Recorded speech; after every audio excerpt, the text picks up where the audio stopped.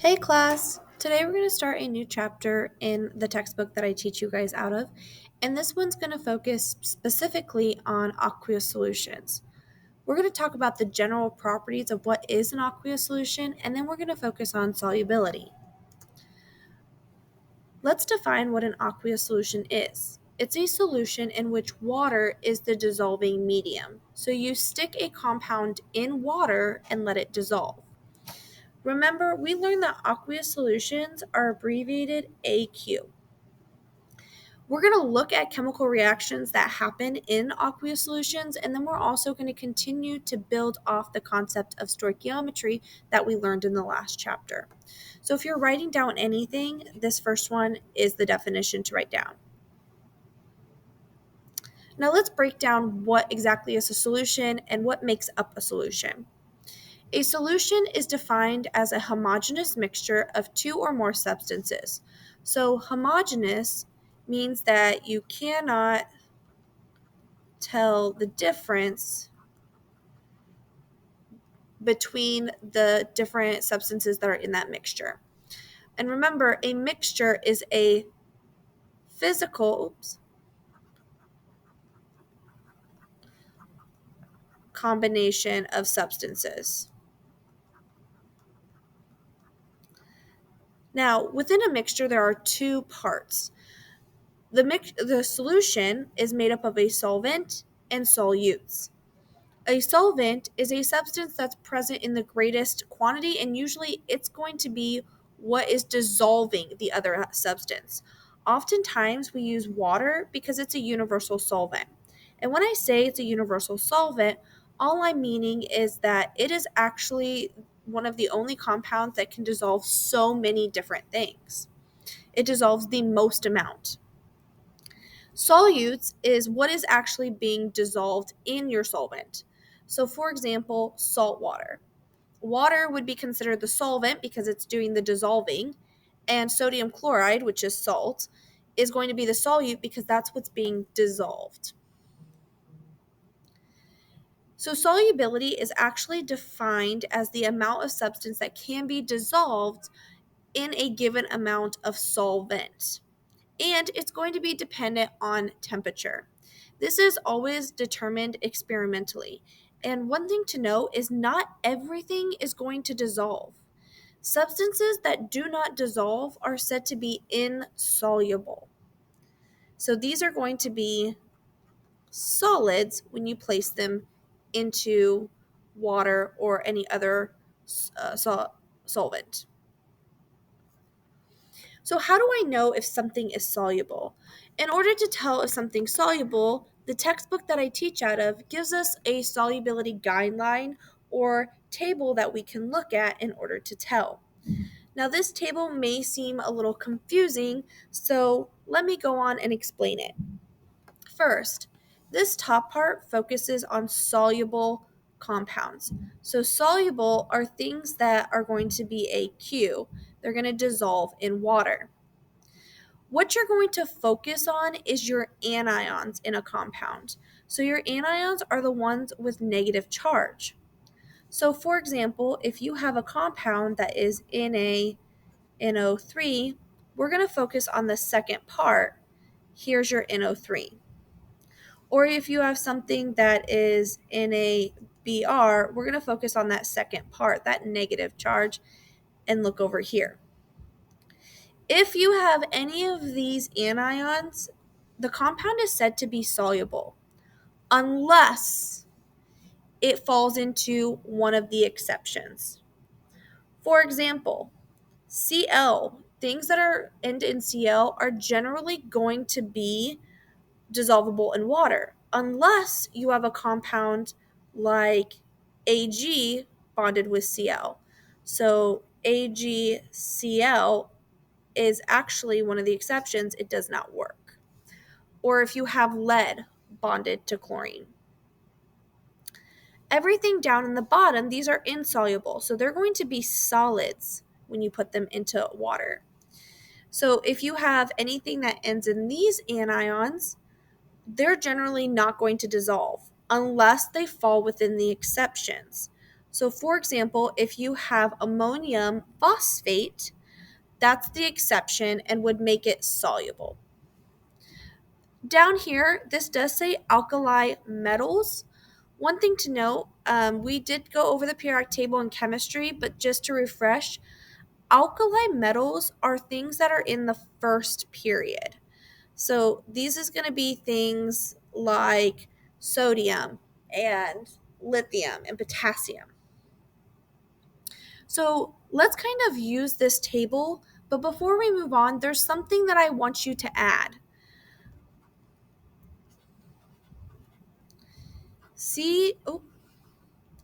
ClO3 with a negative charge and ClO4 with a negative charge are soluble with no exceptions. So if you have any of these anions, that compound's going to be soluble. So let's focus on a few examples. We're going to use our solubility rules.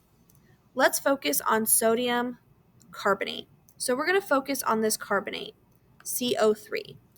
And we're going to go back to our table and we're going to find CO3, see where it's at, and if sodium is an exception. So if I go back to my table, CO3 is said to be insoluble, but it's bonded with sodium, which is Na. Na falls into this exception. So now, instead of being insoluble, it's going to flip to be soluble. So this one's actually soluble because Na is an exception. If we focus on the second one, SO4, we're going to look at where SO4 is and then see if Pb is an exception or lead's an exception. So if we go up, we're going to find SO4, but Pb is an exception here. So even though sulfate should be soluble, since it is bonded to lead, it's an exception and it makes it insoluble. So it falls down in the insoluble category. Let's focus on the next one, cobalt 2 hydroxide. I'm going to look for my OH. So if I go up here, I'm going to find my OH.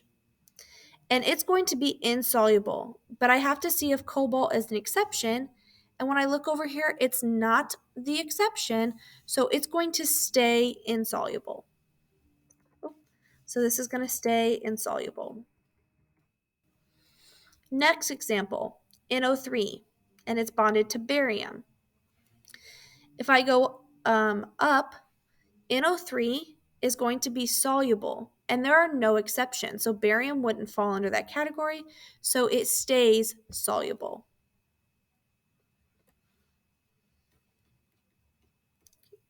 Next one, we have ammonium phosphate. I'm going to look at my PO4 and see if ammonium is an exception. So you're going to go up and you're going to find your PO4. So here's my PO4. And when you look over here, ammonium is an exception. So even though phosphates are generally insoluble, because this is an exception, it's going to switch and now become soluble. So this one's soluble. Okay. And the last one, chlorine, Cl. If you go up to chlorine, it's right here, and we got to see, is Ag one of the exceptions? Well, here it's bonded to an exception. So even though chlorines are generally going to be soluble, this flips them to actually be insoluble because it's bonded to that silver. So this one is insoluble. If you are having trouble with these rules, please make sure that you guys come up and ask, shoot me an email, or come in before and after school. Now that we know if something's going to dissolve or not, let's kind of talk about what happens when things dissolve. First, we're going to focus on ionic compounds. When an ionic substance dissolves in water, the solvent, which is generally water, will pull each individual ion from that ionic compound and solvate it, or in other words, surround them. This is a process called dissociation.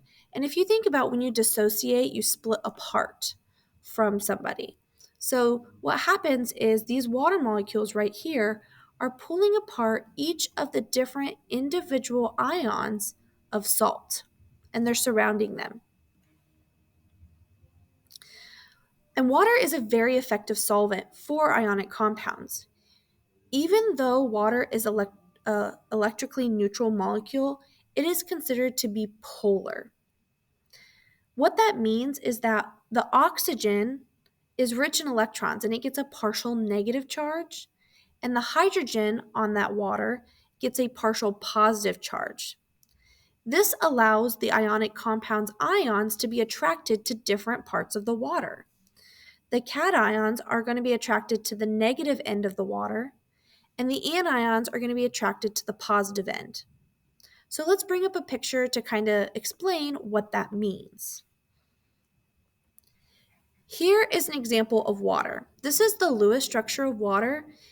It's oxygen bonded to two hydrogens, but it has these two lone pairs of electrons on oxygen. And that's what gives oxygen a partial negative charge. Hydrogen gets this partial positive charge. So if we bring up that picture from the last slide, what happens is the oxygen is this part, that's partial negative. Blue are going to be my sodium, green are going to be my chlorine. You'll see that if you're blue, which is positive, it's going to get the oxygen side of water over here. They're going to be attracted to each other. And here, my chlorine is negative. It's going to be attracted to my hydrogens over here on my water. So these are my hydrogens. And it surrounds them. Now, in chemical equations, when things dissolve or dissociate, we write them in their ion form, followed by AQ, showing that these ions are dissolved in water. Solvation or dissociation basically helps stabilize ions in a solution, and it prevents those cations and ions from recombining. We can actually predict what ions are going to form if we dissolve something in a solution based on its name. Sodium sulfate, for example, is Na2SO4. This is going to dissociate into sodium ions and sulfate ions. To determine the ions, we went over this briefly at the beginning of the school year when we reviewed things from chemistry. You simply need to uncross your charges on your compound and then check to make sure they're correct. So on Na2SO4, what we did was we uncrossed them. Now, SO4 is a polyatomic, so you cannot touch that 4, which means when you uncross it, there was a number here that uncrossed to give sodium a positive 1. This 2 does not belong on sodium, so it uncrossed and you got an SO4 2 negative. So that's how they got the +1 and then the 2 negative. Let's actually practice dissociating ions. So we're going to give different examples here and we're going to learn to uncross and check them. Here, if there is no number written, it's an understood 1. So this one uncrossed and this one uncrossed. So potassium was a +1, cyanide was a -1. If you check the polyatomic chart, this makes sense. Cyanide should be a -1. Potassium belongs in group 1, so it should be a +1. When we look at the next compound, we know that this has to have a polyatomic in it. We know that because there are 3 elements. My ClO4 is my polyatomic, and that 4 belongs to the ClO. If you look on your chart, you'll see that it should be there. So this actually had a 1 outside of it that uncrosses. So Na should be a +1. And then down here, this is a 1 that uncrosses on your ClO4. Looking at my next compound, there's no polyatomics here, so we can simply uncross. 2, and then this one gets 3. So iron should be a 3+, and oxygen should be a 2 negative. Then make sure you check your charges. Here, oxygen should be a 2 negative because it belongs in group 6. It just needs 2 more electrons to get to 8. And iron should be 3+. Here, when I'm looking, I have magnesium carbonate. Well, this is a polyatomic CO3. That 3 should be attached to this, so that means there was a 1 out here that needs to uncross. So right now, we're saying that this magnesium is a 1 plus. Oops.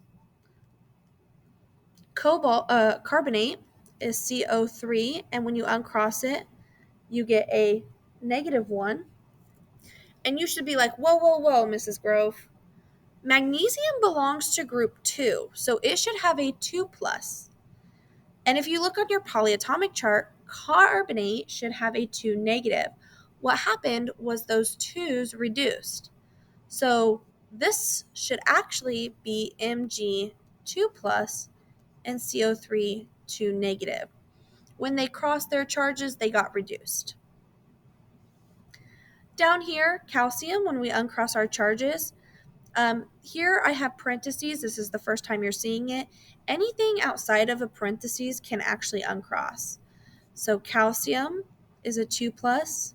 Here I don't have anything, so hydroxide is a -1.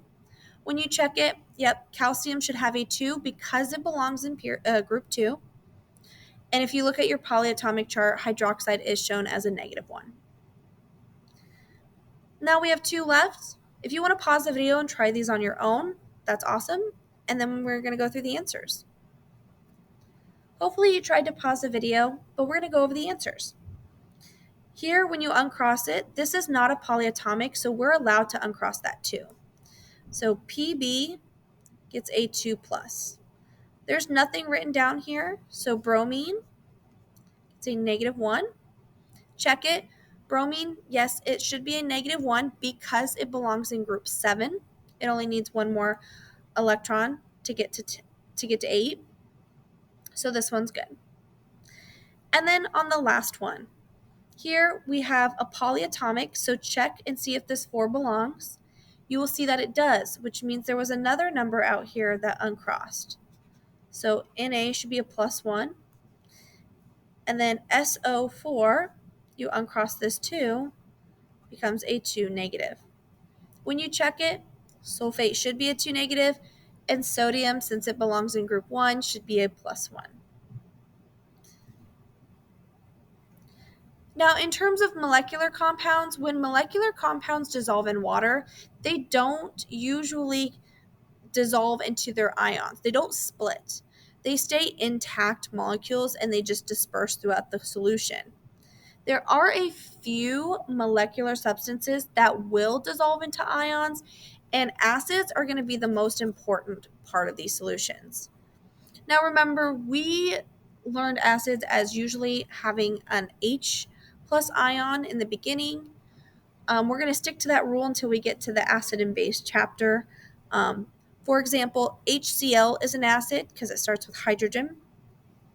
If you put this in water, you would make hydrochloric acid.